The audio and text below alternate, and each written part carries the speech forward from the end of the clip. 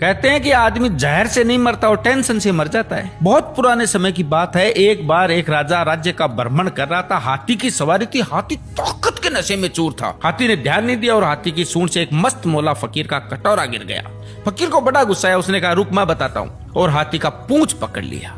हाथी ने पूरी ताकत लगा दी पर हाथी एक कदम भी आगे नहीं बढ़ा सका। राजा ने पीछे मुड़ के देखा तो फकीर के हाथ में हाथी का पूंछ था। राजा को बड़ा अचंभा हुआ कि एक फकीर में इतनी ताकत। राजा फकीर के पास में गया और बोला कि आपकी जगह फुटपाथ पे नहीं है, आपकी जगह तो राज दरबार में होनी चाहिए। आप इतने ताकतवर हैं, आप हमारे साथ चलिए। आपको कुछ नहीं करना है, केवल राज दरबार के राज मंदिर में एक दीपक जलाना है सुबह 4 बजे और आरती करनी है और कुछ नहीं करना। फकीर ने कहा ठीक है, अच्छा खाने पीने को मिलेगा। थोड़े दिन बीते कि एक दूसरे राज्य का राजा से मिलने आया। राजा ने रोब जमाने के लिए बोल दिया कि हमारे राज्य की सेना और प्रजा की तो बहुत दूर की बात है, हमारे राज्य के तो फकीर भी इतने ताकतवर हैं कि एक बार तो हाथी को पकड़ ले तो हाथी भी एक कदम नहीं बढ़ा सकता।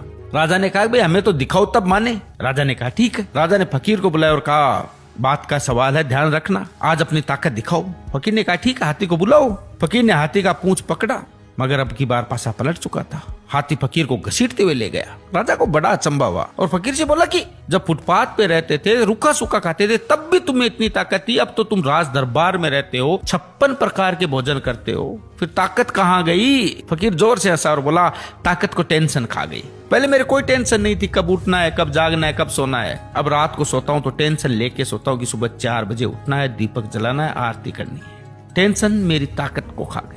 यही हालत आज के समय की है। हम सोते हैं तो हजारों टेंशन लेके सोते हैं जो हजारों बीमारियों को न्योता देती है, जबकि हमें पता है कि टेंशन करने से कुछ नहीं होगा। वही होगा जो भगवान को मंजूर होगा। फिर टेंशन करने का क्या फायदा? आनंद से जिए, मजे करें। जय सिया राम।